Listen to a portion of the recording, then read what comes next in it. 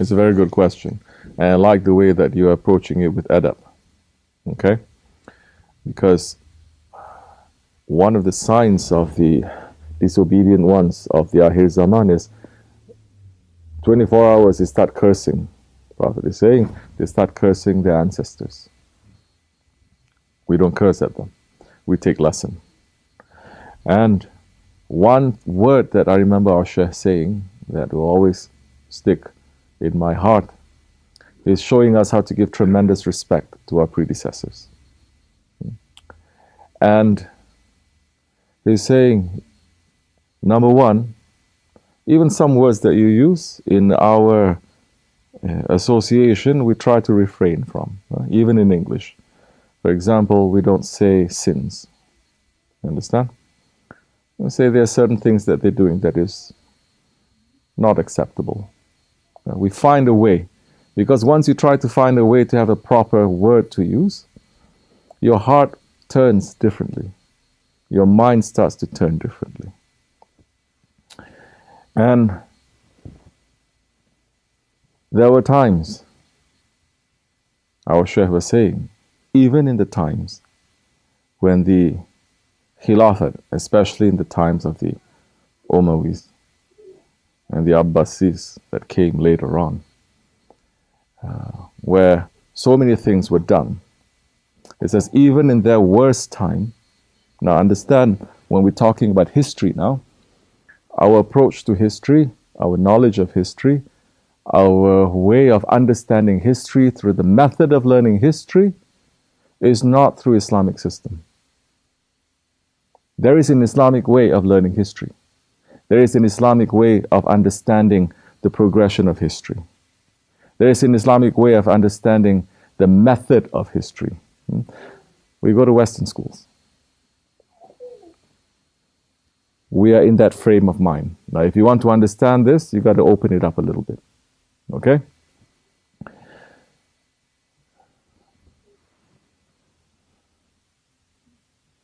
Understand that the leader of a nation,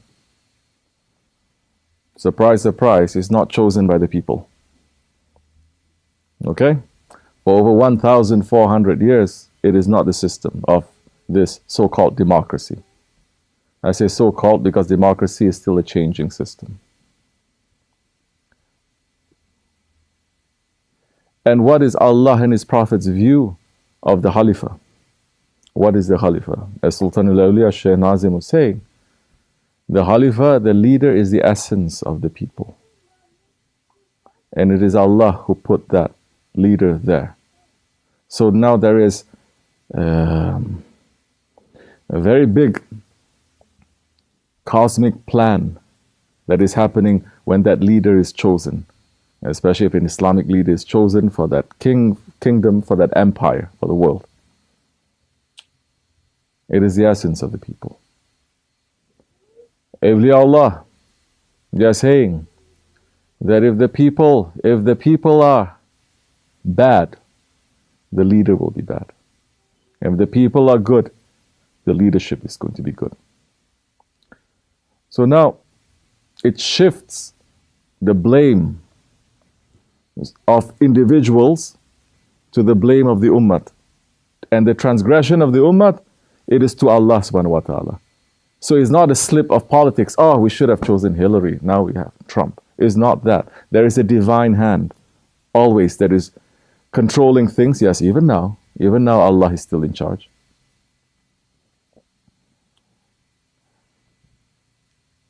That is one side. On the other side, Prophet ﷺ made it very clear, extremely clear. He says, even if your Khalifah takes the skin off your back, do not rebel. This is a open hadith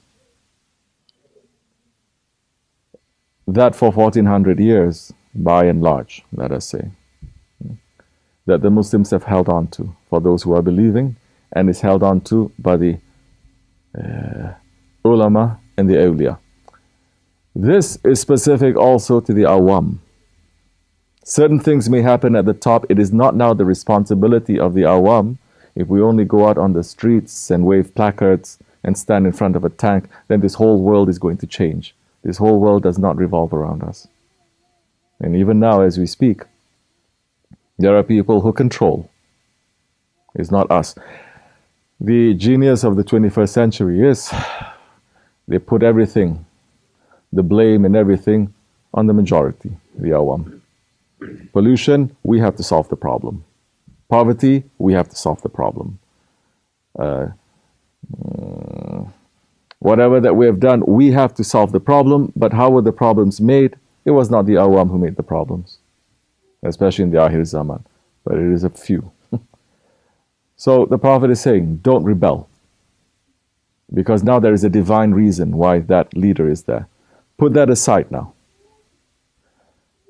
Were there Khalifahs that commit wrong actions? Now, for us to even understand the answer to that a little bit, what is the position of a Khalifah? Do we know what are his rights?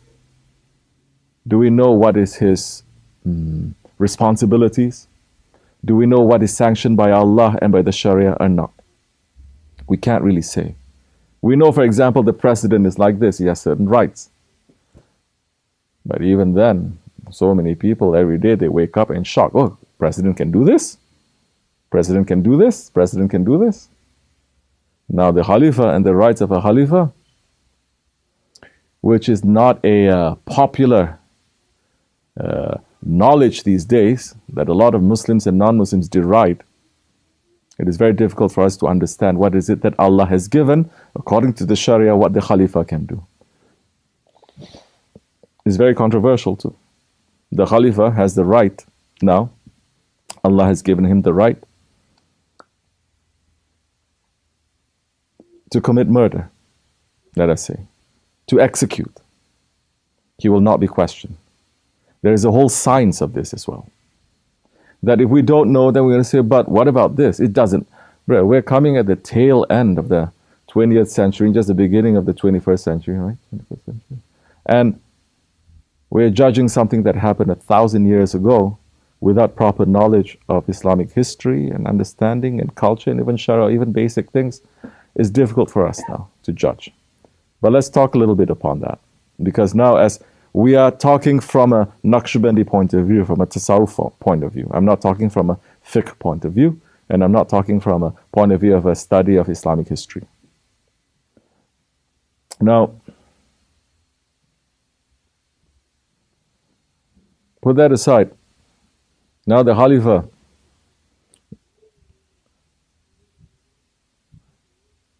specifically you're talking of the Mu'tazilis. Yes. Especially in the time of the Umayyas. The Umayyas, they are notorious for maintaining their power. And one of the things that they used to maintain their power is, yes, they were going and they were hunting down and executing and killing the grandchildren of the Holy Prophet ﷺ. Okay? That is not something that we are proud of. And definitely is not something that we approve. But as Ahl Sunnah, as believers, we hold our tongue. Because now, are we responsible? No. They are responsible because they did it. You understand? If we get into the mix now, then we're taking sides. We know, we pull back. They were doing that, where they punished. You can't say that they were not punished. You can't say, nobody can say that what they did, they got away scot-free. They didn't. Because what happened when the Abbasis took over?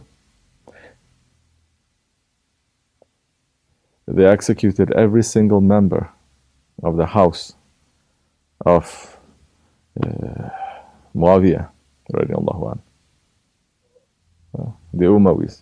Every single one they killed. They didn't stop there. They dug out the cemeteries of those ones who were buried, belonging to the same house. That over 150 years, 180 years, I think, they dug every single one out and they burned them. You see. Except for one. One escaped. One escaped, and he went to North Africa and he went to Spain, and then he started his own thing that was happening there. Abbasis did that now. I was joking. I was saying, oh, Cherkess, they like this. Arabs, they like this too. You understand? Everyone, don't worry. It's equal opportunity. Later I'm going to talk about the Pakistanis and the Malaysians and they did that. Understand? Regardless of how they position themselves now according to Aqidah, yes, the leader may be swayed like this or like that. What happened when they took over Damascus was, to understand also, it was like they entered into paradise, worldly paradise. They've never seen that kind of civilization before, and they took over. And the system there was Christian, of course. Now they have to deal in that, and they have to deal specifically with people of the dunya. So there were a lot of like push and pull that was happening at that time. There was still a lot of turbulence that happened at that time. And when the Abbasis took over, they went to Baghdad now. Now you have the pull of a more ancient civilization. And then there was another push and pull that was happening there. In these two Arab, I'm oversimplifying a lot of things, but just for understanding. In these two Arab dynasties, the Umayyads and the Abbasis,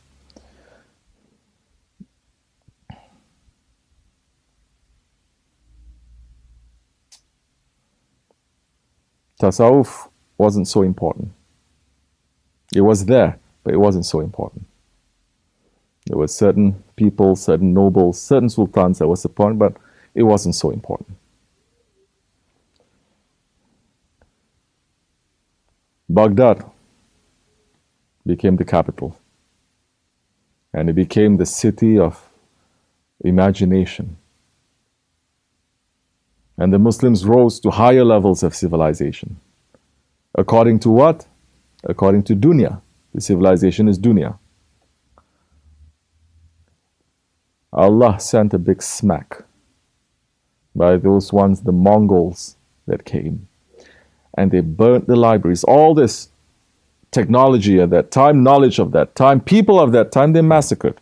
They killed. They destroyed that. And openly he's saying, I'm a punishment from your God. I'm a punishment from Allah. And the Muslims knew. When Muslims have haya and modesty and faith, they know this is definitely Allah is sending this. There's something wrong that we did. Did they do wrong? They did a lot of wrong. The society, the people. People at the top, they're doing wrong things. And talk about Andalusia, the Iberian Peninsula now. One of the reasons why they became so rich was they were in the Mediterranean controlling the waterways between East and West. They became very rich, they became very powerful. Another golden age of Islam, that the West say this is a golden age, which the Abbasis were looking at them and like, you're living in the boondocks. You're not even Arabs. They were looking down on Andalusia and saying that all you claiming that you're coming from the house of, Muawiyah, house of Marwan, you are all Europeans, look. And they were struggling so hard to look Arabs. They were dyeing their hair black. They were trying to sound more, not, Arab than, just to give themselves more legitimacy. But did they have civilization? Yes, they did. They had a high civilization that the whole world had not seen. They were also running to get the high knowledge of the occult.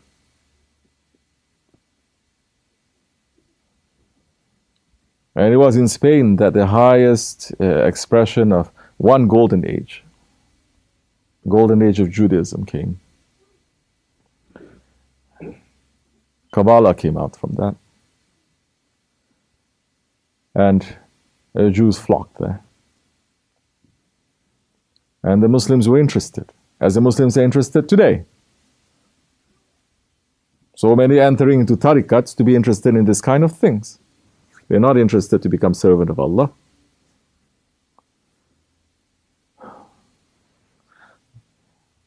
From the highest to the lowest, they were interested. The highest ones that were in power, they were sitting and they were exchanging knowledge with those other ones, with the rabbis, and they were even able to predict the exact day and hour and minute when death was going to come. You understand? Where Allah's openly saying death is unknown. They were able to do that. So knowledge was open there. And they were running after that. But it is still dunya. What is the proof of that? That it didn't work. Another big smack happened to them. They start fighting with each other. You know, I'll tell you specifically when a big smack happened to them. I forget the name of that Sultan. When he built this new city, and he coined his coin, and he declared himself Khalifah. Khalifah. He was a Khalifah. He's not just a Sultan, a Khalifah. Prophet ﷺ says there's only one Khalifah. There's only one head. If there are two, cut one off. How are modern people with modern sensibilities going to even understand this? So, when he declared that, the next year, there was a big revolution that happened, and his enemies destroyed everything. Of course, by that time, the kingdoms were already splintered, and they were fighting against each other. It was not unified. And they were hiring Christians to fight their own Muslims, and the Christians were hiring Muslims to fight against the Muslims. It was a big mess. It was very rich. They destroyed everything. They were even burning the stones of his palace. He declared himself Khalifah. There was a Khalifah. During all these turbulent times, the Middle East was open to the Crusades to happen. And they came, and they came, and they came, over and over again. They put a foothold there. Never could it have happened. Until the Seljuks came. The Seljuks came with so much power, they could have taken over. They didn't. They said, we offer our services to you, Ya Sultan. So yeah, now looking properly. How many of us studying Islamic history, Muslims or people coming into Islam or non-Muslims, how many of us was even told that there was a great, if not the greatest, Muslim empire that ruled Islam for 600 years, 700 years? That is called the Ottomans. How many of us are told that the golden age, we talk about the Umayyads, definitely Baghdad, definitely Andalusia, but about the Ottomans? Nobody. No one. And if there was anything about the Turkish Khalifahs, how many of us actually hear of what they did to Islam, what they did for the Ummah, what they did for this whole world? Or do we only hear, they drank a lot, they have a lot of women, they destroyed so much, and it's just filled with corruption. Huh? So there is something wrong now. Even now, our container is dirty now. In order for us to get the right one, we have to clean this out. What were the Ottomans? What were they? They were a small tribe. Yes, they were not Arabs. The Arabs colonized.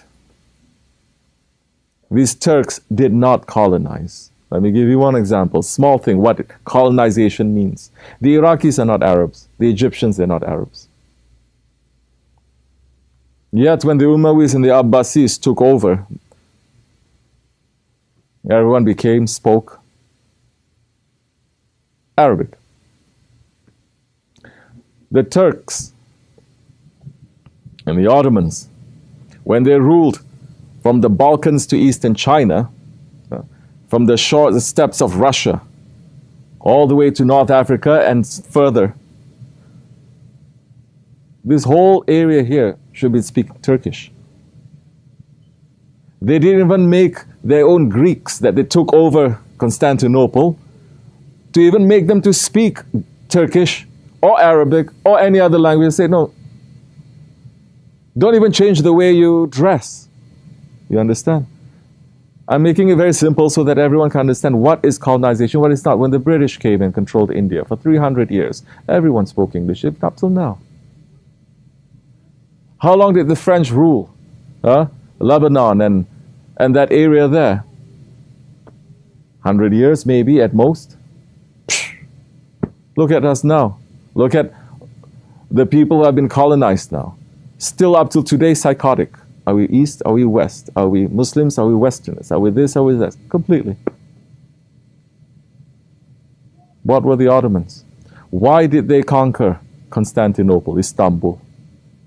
Because Istanbul has been attacked, has been tried since the time of Hazrat Osman. Because the Prophet says, the one who conquers Istanbul, that general, what a great general. He's the greatest general in history. And that army is the greatest army in history that Allah subhanahu wa ta'ala has ever created.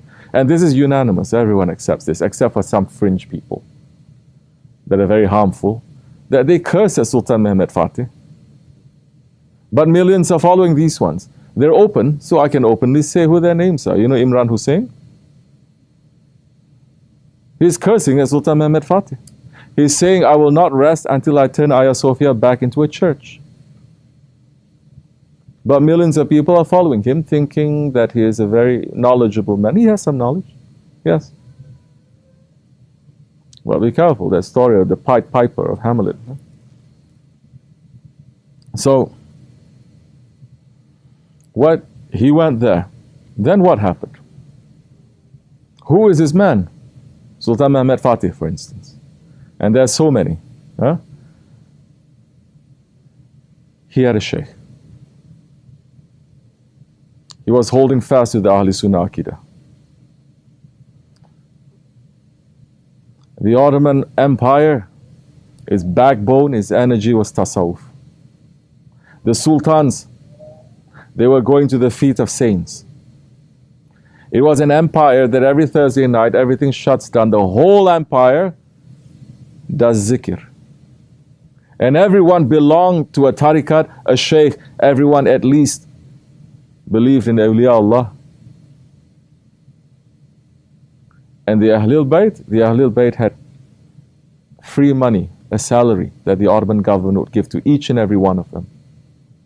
Because they say it is not right that you should be working. You are the grandchildren of the Prophet ﷺ. Your job now is just to open your hands and to pray for the entire nation.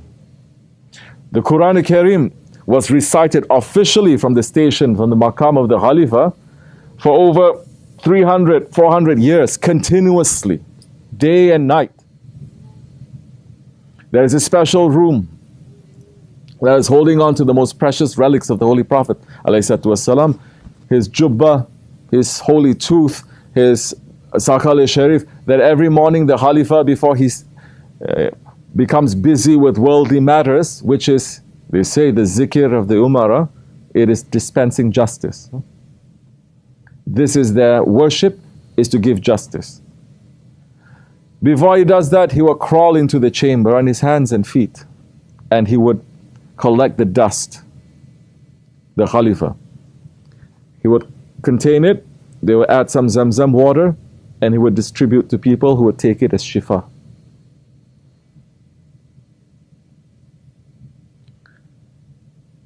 This is an imitation of Sultan Selim, the first Ottoman Sultan who became the Khalifa, when he went into the chamber of the Holy Prophet ﷺ, the Rawza-e-Sharif, and he took the broom. He says, from now on, and the broom was made of peacock feathers, he took one and he put it in his turban, and he says, I am your slave, Ya Rasulullah. I am your slave. I conquered this whole world, I am your slave. Ya Sultan Selim, he pierced his ear. You know what is that a sign of? Slavery. To say that now, yes, I am the slave of the Prophet. That no one else has these names except for some people in the subcontinent. What do you call? Ghulam Rasul. Sultan Mehmed Fatih, what did he say? He wrote a poem when he conquered Istanbul. And he says, what is this rain?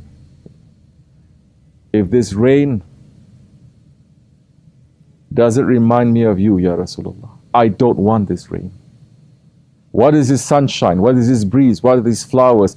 If it doesn't please you, I don't want them. He says, I'm standing here looking at Istanbul. I would burn this whole city just to get one smile from your face. You understand the passion that they have? Not even the Arabs had that.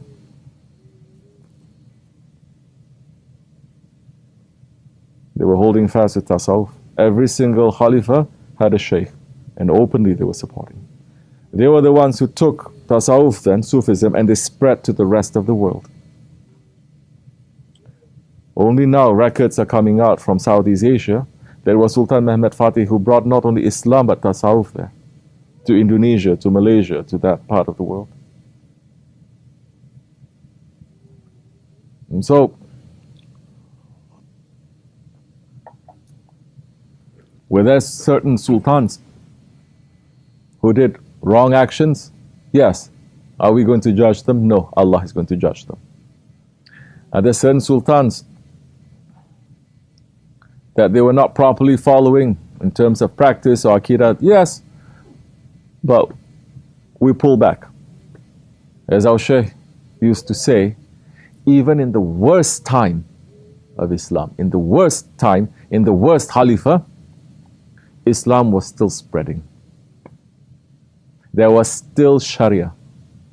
There was still no haram in our money and in everything. The people were living, worshipping to Allah subhanahu wa ta'ala.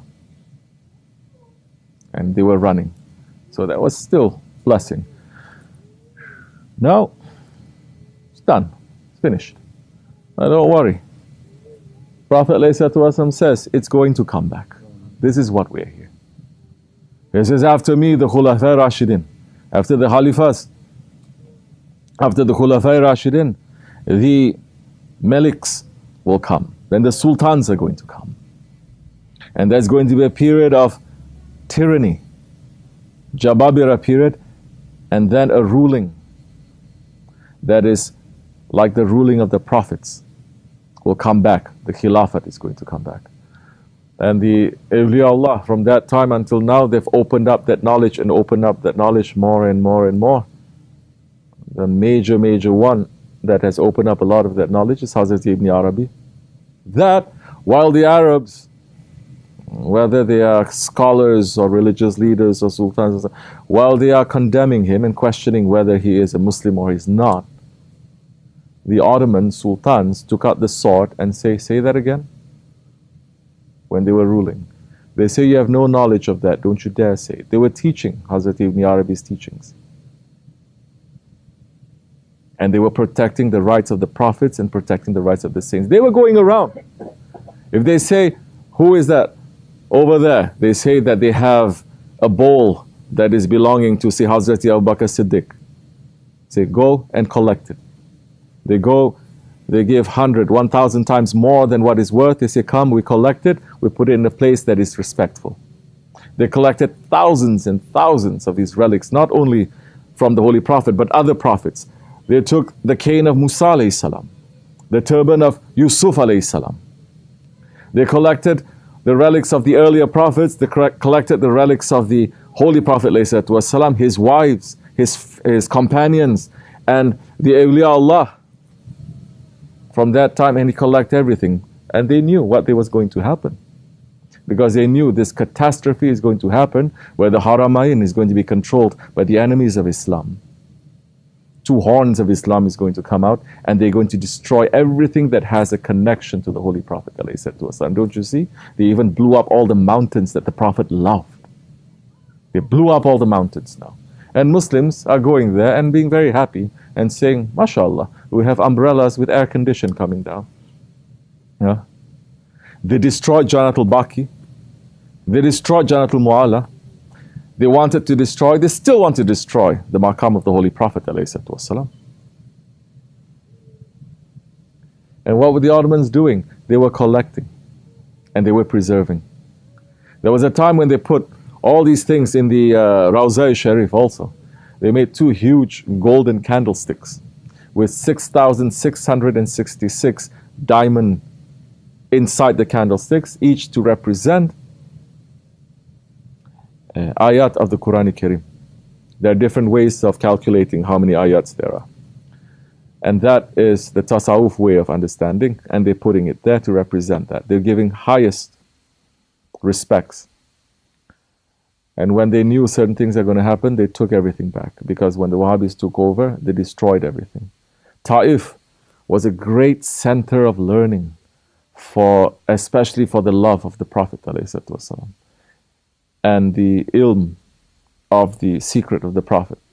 They went there, these Wahhabis, and they collected all these books and they burnt them. They were tearing the leather covers and made them into shoes. It's a very satanic kind of anger that they have, that only shaitan would hate the Prophet ﷺ like that.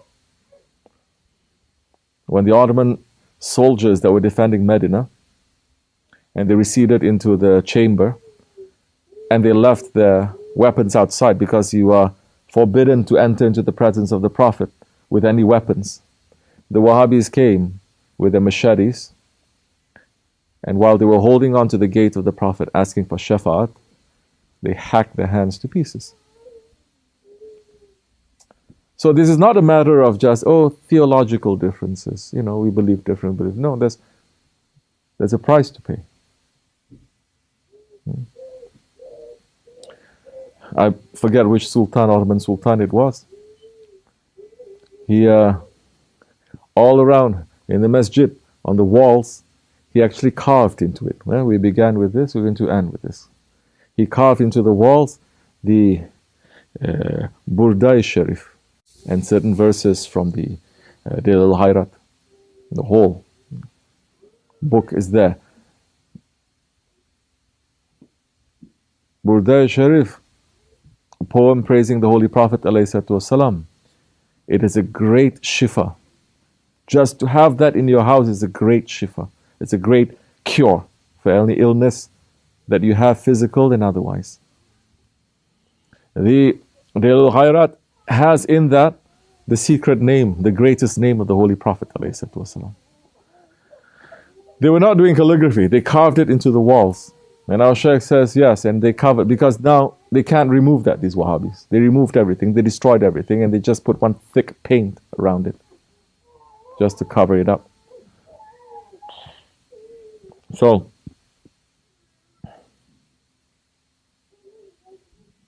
how much love we have for the Prophet? Not much. Those who are saying we love, not much.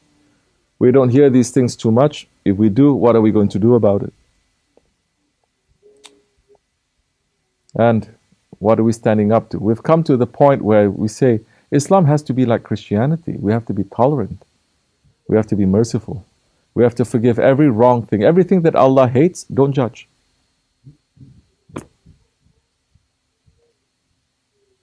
It's a very dangerous situation, and we see the blood of our innocent ones being shed every single day. The French wanted to put up a play mocking the Holy Prophet ﷺ in the darkest days of Sultan Abdul Hamid Khan, the last ruling Khalifah of Islam. When he heard that Paris was going to perform it, he sent them a letter. And he says, if you don't pull out this play, you will hear the hooves of my horses in the streets of Paris. They stopped. That was a time when Islam, the Muslims, had power to defend the Prophet and to preserve Allah religion. Now, anyone can do anything that they want. Even if we are 2 billion Muslims, completely helpless. Even if we're 7 billion, we're going to be helpless. Because without a head,